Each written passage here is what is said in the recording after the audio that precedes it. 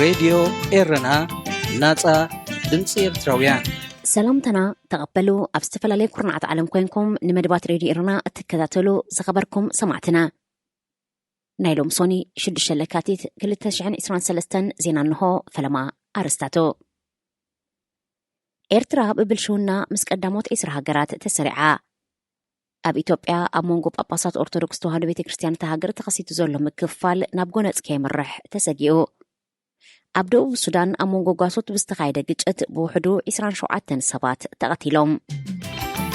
ሬድዮ ኤርና ናጻ ድምፂ ኤርትራውያን ዕለታዊ ዜና ኤርትራ ብብልሽውና ካብ 180 ሃገራት ኣብ መበል 162 ተሰሪዓ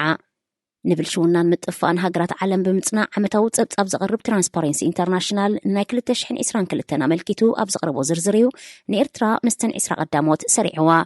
እቲ ኣህጉራዊ ትካል ንሶማል ተቐንዲ ብልሽውና ዝፍጸመላ ሃገር ኢሉ ቀዳመይቲ ክሰርዓ እንከሎ ክሳብ 20 ኣብ ዘሎ ዝርዝር ደቡብ ሱዳን፣ ኢኳቶሪያል ጊኒ፣ ቡሩንዲ፣ ኮሞሮስ፣ ጫድ፣ ዲሞክራሲያዊት ሪፐብሊክ ኮንጎ፣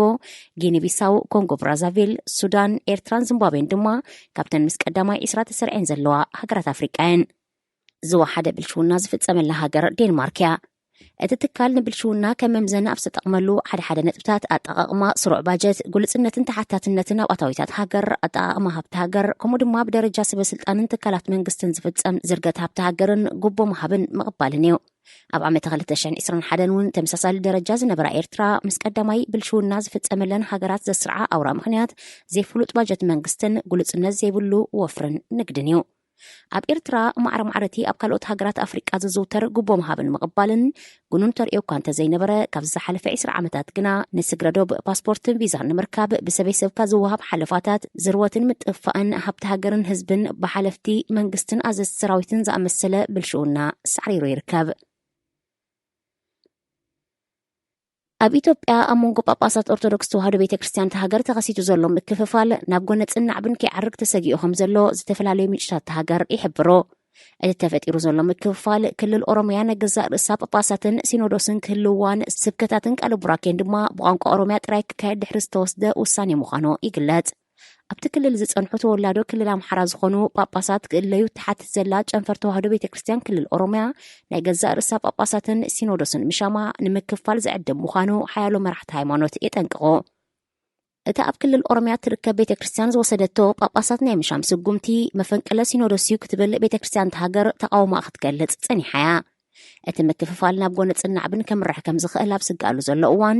ኣርሲ ኣብ እትርከበን ሓያሎ ከተማታት ክልል ኦሮምያ ዝርከቡ ጳጳሳት መንግስቲ ምእንቲ ድሕነቶም የውፅኦም ከም ዘሎ እዩ ዝንገር።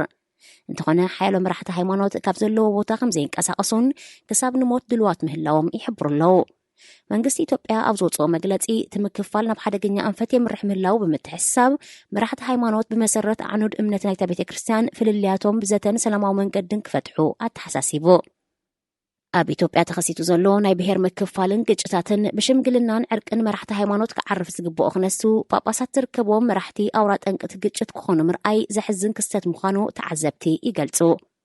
ኦርቶዶክስ ተዋህዶ ቤተክርስትያን ኢትዮጵያ ኣብ መንጎ መንግስትን ሓይልታት ትግራይን ቅድሚ 2 ዓመት ኣብ ዝተወልዐ ግጭት ኣብ ክንድን ዕርቅን ሰላምን እትጽውዕ ንኩናት ትጉስጉስ ምንባርያ ትንቀፍ።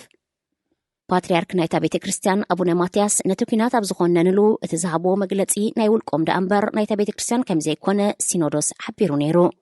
ኣብዚ እዋን እዚ ብጉዳይ ውሳኔ ቤተክርስትያን ክልል ኦሮምያ ተጋሚዑ ዝርከብ ሲኖዶስ ጉዳዩ ብዘተን ምርዳእን ክፈትሕ እንተዘይክኢሉ ብፍላይ ኣብ መንጎ ተወለድቲ ኦሮሞን ኣምሓራን ዝኾኑ ኣመንቲ ነባሪ ጽልእን ቅርሕንትን ዝዕድም ደም ፍሳስ ከስዕብ ከም ዝኽእል እዩ መጠንቀቕታ ዝቐርብ ዘሎ። ብ4 ለካቲት ኣብ ከተማ ሻሽመኔ ኣብ ትርከብ ቤተክርስትያን ኣብ ዝተወልዐ ግጭት ኣብ ልዕሊ መራሕቲ ሃይማኖትን ኣመንትን ዝወረደ ጉድኣት ሓደ ኣብነት ናይ ምዃኑ ዝተፈላለዩ ኢትዮጵያውያን ኣብ ማሕበራዊ ሚድያ ይገልጹ። እዚ ከምዚ ኢሉ እንከሎ ኣብ ክልል ኦሮምያ ዞባ ምዕራብ ወለጋ ከባቢ ጎቡበዩ ብ2 ለካቲት ኣብ ዝተኻየደ ግጭት ብውሕዱ 40 ሰባት ከም ዝተቐትሉ ሬድዮ ዶይቼ ቬለ ገሊጻ።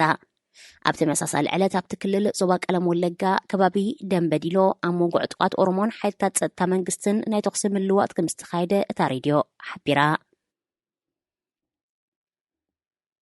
ኣብ ደቡብ ሱዳን ዞባ ካጆኬጂ ኣብ መንጎ ጓሶት ብዝተወልዐ ግጭት ብውሕዱ 27 ሰባት ከም ዝተቐትሉ ንኮሚሽነር እቲ ዞባ ፋንኤል ድሞ ብምጥቃስ መርበብ ዜና ሞኒተር ሓቢሩ።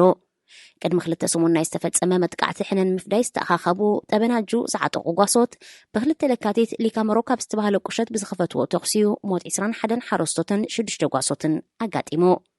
ነቲ መጥቃዕቲ ዝፈጸሙ ጓሶት ካብ ዓሌት በር ክኾኑ ከም ዝኽእሉ ዝጠቐሰ ጸብጻብ እቲ መርበብ ዜና እቶም ግዳያት ድማ ካብ ቀቢላ ኑዌር ምዃኖም ኣስሚሩሉ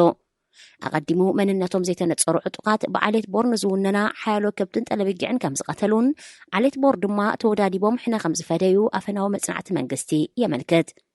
ኣብቲ ከባቢ ክልቲኦም ቀቢላታት ከም ዝነብሩ ዝፍለጥ ኮይኑ ብመጋሃጫን ዝምታ ከብትን ጠለበጊዕን ተደጋጋሚ እዋን ግጭታት ከም ዘካይዱ ይፍለጥ ዝኸበርኩም ሰማዕትና ዜና ኣብ ዝተፈጺሙሎ ሬድዮ ኤረና ናጻ ድምፂ ኤርትራውያን